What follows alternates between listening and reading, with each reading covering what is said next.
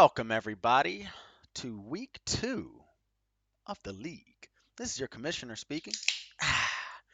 And let's get right into it, man. I'm going to try and make this shit quick tonight or today, whatever. Yeah, taking a look at the standings. Kind of a crazy week last week. Some of the really good teams lost. Some of the bad teams won.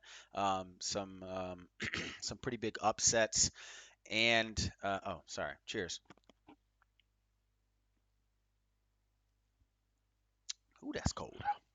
And yeah, a very weird week. Very probably one of the worst. I mean, I know it's week one, but man, so many teams last week just could barely even crack 100 points. I mean, the Finesse got 101. The Tiger Sharks got 102. And the Rune Dogs only got 102. All of these other teams got less than 100 points. The Cartel, which is to be expected, the Smeagol's, the Heaters, all of those teams did not even break 100 points. And, there were only a couple of teams that even broke 120. And that was the Dumpster Fire, the Trolls, and the Voyagers were the only teams to break 120 last week. So it looked pretty much just very one-sided last week for most of the games, even though the games were fairly close for the most part. Uh, a lot of these teams just didn't show up, and yeah, it is week one, so it's kind of weird.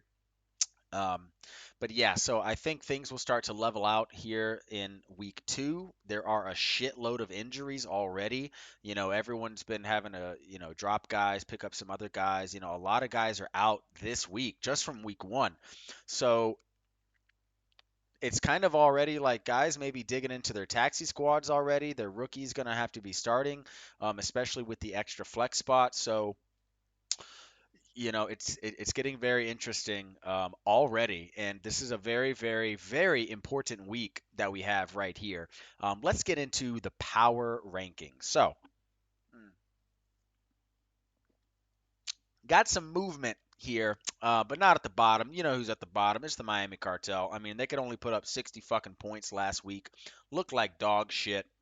And again, this team, they've got some decent guys, but they just don't have that number one dude basically anywhere on this team.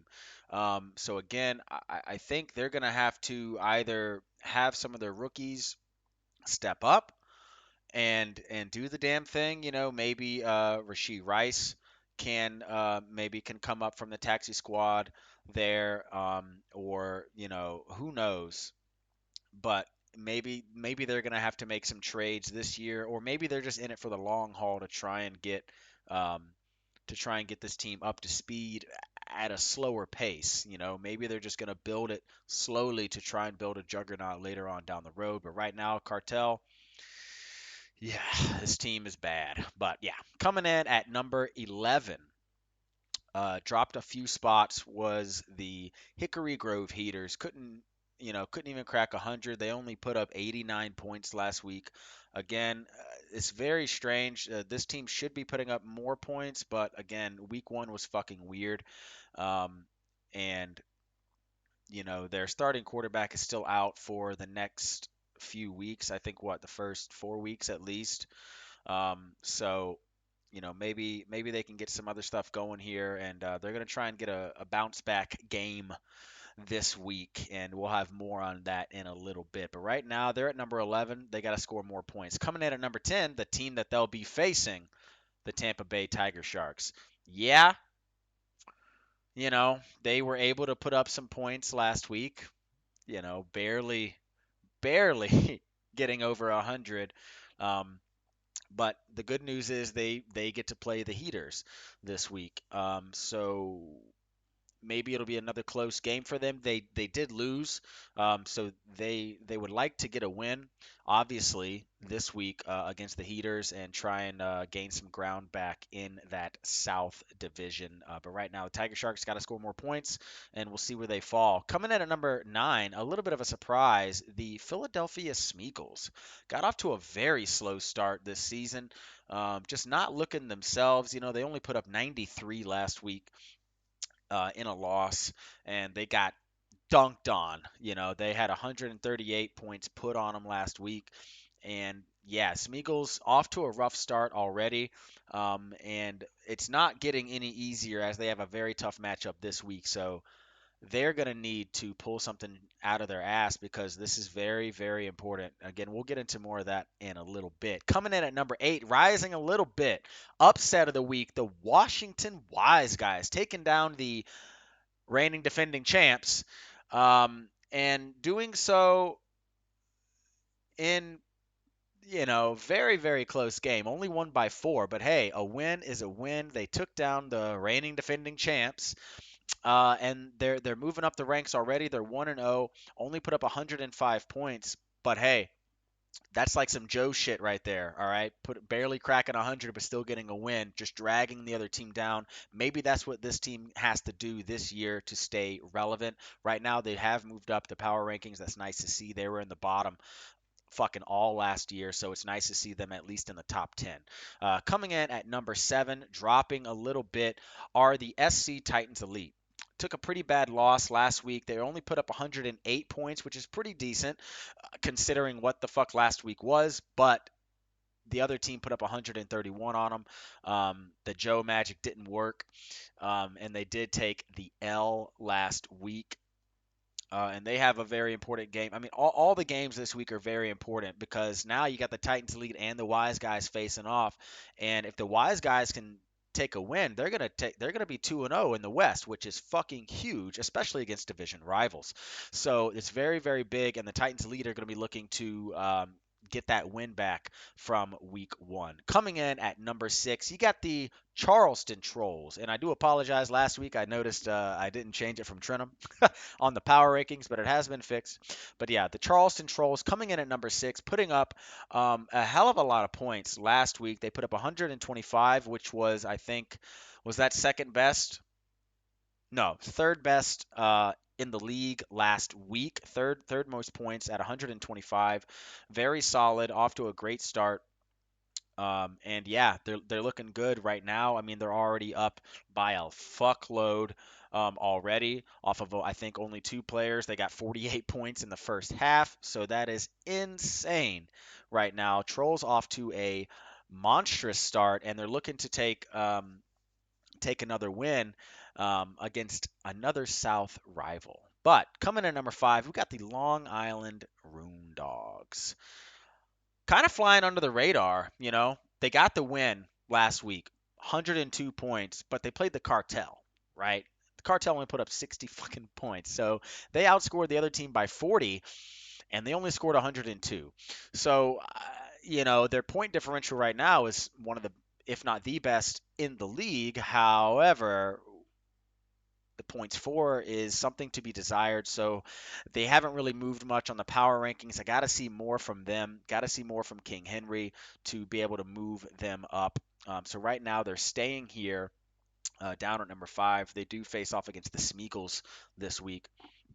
So that'll be big for them to see if they can go 2-0, move up these rankings. Coming in at number 4 is the French Quarter Quailmen. Very good week last week. Put up 118 points, pretty solid. Got the win, only against the Tiger Sharks, who only put up 102. Valiant effort, but that's a two touchdown win. Solid for them, and again, they want to keep control of this South. However, the Trolls want to take control of the South, and they're hot on their tails, but if the Quailmen can get another win this week against those Trolls, then they can solidify themselves as South favorites. However, if they fucking lose, ooh, shit in the South is gonna go crazy. Uh, But yeah, more on that a little bit. Coming in at number 3, dropping as far as I could. I'm sorry, Hunter, but you got the LA Finesse coming in at number 3. Um, they fucking lost to the Wise Guys, man. Only put up 101. The Wise Guys only put up, what, 105. You got to do better. Uh, and reigning, defending champs, you have to be able to come out strong. Maybe it's that, you know, maybe it's a little bit of a hangover from last season. Maybe the coach thinking he's wheeling and dealing and fucking, riding high, and they came out looking like shit, looking like slop, and they got fucking beat. And they got beat. Yeah, they weren't at home, but hey, it doesn't matter. You lost to one of the worst teams from last season, and it didn't look very pretty. But they do have another chance to redeem themselves this week. Again, a very, very important week because they're going to be facing the number 2 team, the Vietnam Voyagers. Put up the second most points in the league last week with 131 against the Titans Elite. Very good week 1 from them. And yeah, they've stayed right in this area pretty much since this fucking league started, almost pretty much been in the top 6 of the power rankings, or top half, I guess you would say, since the beginning. And they've always been here. This is nothing new to them, and they just want to keep it going. However, it's looking a little dicey this week, and again, we'll get into that. Coming in at number 1, you got the Columbia Dumpster Fire. Put up 138 points in a fucking ass whooping against the Smeagol's last week, and they look just as good as they did last year, coming up right where they left off. Again, had some shit not happen, this would probably be your current champs. But again, we're trying not to reference that too much this season. But yeah, the Dumpster Fire looked fantastic, and we don't know how they're going to do this week as they play the Miami Cartel. And let's get into that. Matchup number 1, the Miami Cartel at the Columbia Dumpster Fire. Game hasn't started yet, but holy fuck, it's almost like you can almost write it off. If the Cartel can win this game, remember, let's go back to the power rankings. This is number 12 versus number 1. This would be one of the biggest upsets in the league if this happened this week. We don't know what's going to happen, but as it looks, the Dumpster Fire should blow them out of the fucking water. But hey, if the Wise Guys can come in and take down the Finesse, then anything is possible. But this game looks like it's going to be a blowout, but we'll see. Matchup number 2, you got the SC Titans Elite flying on up, just a little short trip up to play the Washington Wise Guys, the 1-0 Washington Wise Guys, flying high off of that win against the Finesse last week. Titans are feeling low, coming off of a loss against the Voyagers. So this is a very, very big game for both teams. The Titans, the Titans Elite, they want that game back. They almost need it at this point, because if they lose to the Wise Guys, then they have to go and play the Finesse next week, and that shit ain't no cakewalk either. And if they start the season 0-3, that's really, really bad and hard to come out of. I don't know if anyone's dug out of that hole as of yet. Maybe we can go back and check some stats on that shit, but I don't think it's happened, especially not to win the division, but to make the playoffs even, that's tough. For the Wise Guys, on the other hand, they just took down the best team in the league, and they're now 1-0, and now they have a chance to increase that to 2-0.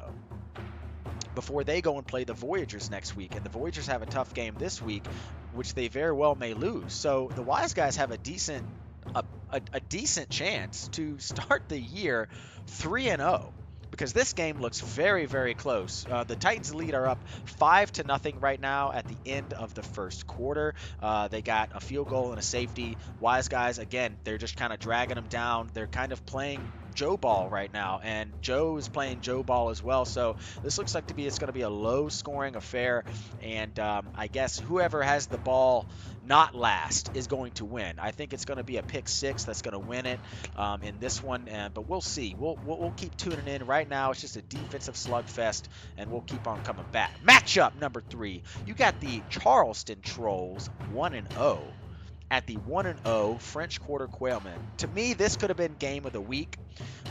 This is a fantastic matchup. You got two of the best teams in the South facing off. Both teams put up um, a very good amount of points last week. The number 3 and number 4 points for teams from last week, and they're both 1-0, obviously. And whoever wins this takes control of the South. And again, to have control of the South means almost means like you have sole control over anything, because you know it's almost always a given that there's going to be two teams from the East and the West. So it's basically win the South or go home, as it has been. But this game right now is fucking big, and the Trolls are taking advantage. They, at the end of the first half, they're up 48-0, and we'll see if the Quailmen can muster something to come back. But it's not looking good for the Quailmen right now. They just look just sluggish at home. Maybe it's all of that alcohol down there, and who knows? Trolls coming out firing. They're loving their new city. New uniforms. They're loving it. So we'll see. Who's going to take control of the South? Is it going to be the Trolls or the reigning South champions, the Quailmen? Let's find out. Matchup number 4. Ooh. Tale as old as time. You got the Long Island Rune Dogs at the Philadelphia Smeagol's. Right now, this is a high-scoring affair. At the end of the first half, it's 29-22 Rune Dogs, up by 1 touchdown at the end of the first half. And it looks like it's going to stay a close game the rest of the way. Again, very important matchup, again, for everybody this week. This is almost like, had some other stuff happen, this wouldn't be that important for a lot of people, but everyone's kind of playing their I guess you would say, not rival, so to speak, but their biggest competitor in their respective divisions. And the teams that lose this week, especially if they're already 0-1, are going to be in a very, very deep hole. The teams that are 1-0, if they can win, they will give themselves a huge lead. It'll be 2-0, but it'll seem like a little bit more. So yeah, very, very important game here for the Rune Dogs and the Smeagol's. Smeagol's, they got to get that win back, and Rune Dogs want to try and keep up with the Dumpster Fire. But let's keep it on going. The rivalry game of the week. You got the Tampa Bay Tiger Sharks at 0-1 at the Hickory Grove Heaters, who are 0-1. Why is this rivalry game of the week? Well, shit, this shit goes all the way back to the 5-5-3. These motherfuckers been going at it for a long time. Yeah, they're not in the same division, but they hate each other's guts. These two cities, they hate each other. Tampa, Hickory Grove. I don't know if you guys ever been to Hickory Grove, but this shit's booming up there now. Now that this team is there, fucking tourism, t-shirts flying off the wall, but most of all, they're just selling cigarettes. But hey, this is a big fucking game for both of them. Why? Again, I already said it, man. They're both 0-1. Whoever loses this game, it's going to be a very, very tough hole to get out of. I do think the Heaters have a better chance of digging themselves out of that hole should they lose.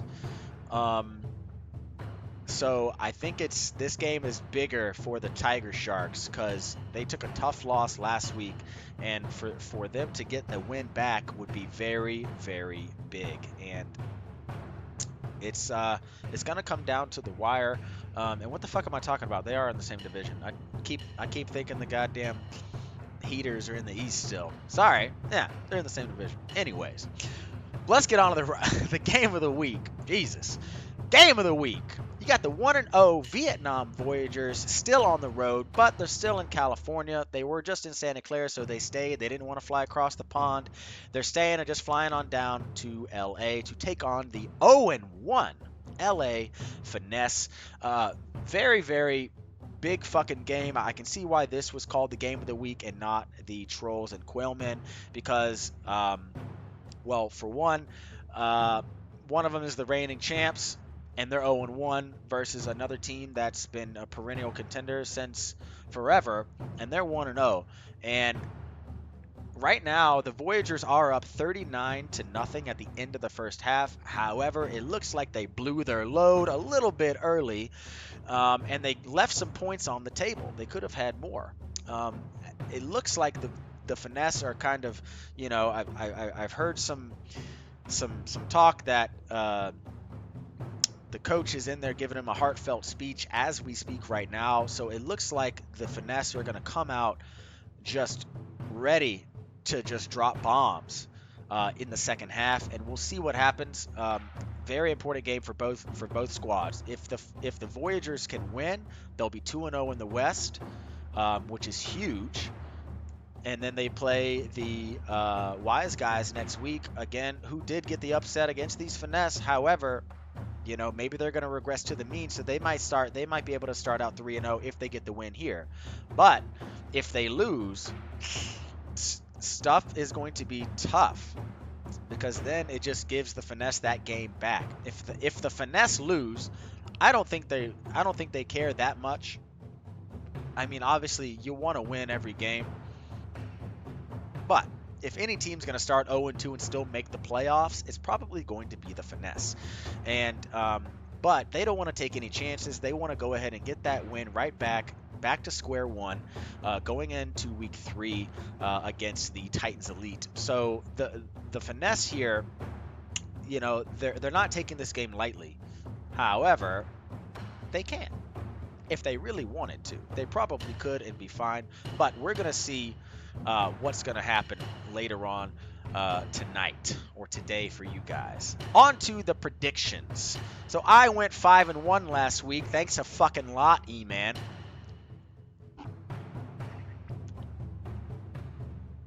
But that's a damn good start. We had 51% last year, so I think me going 5-1 is a great little jump start.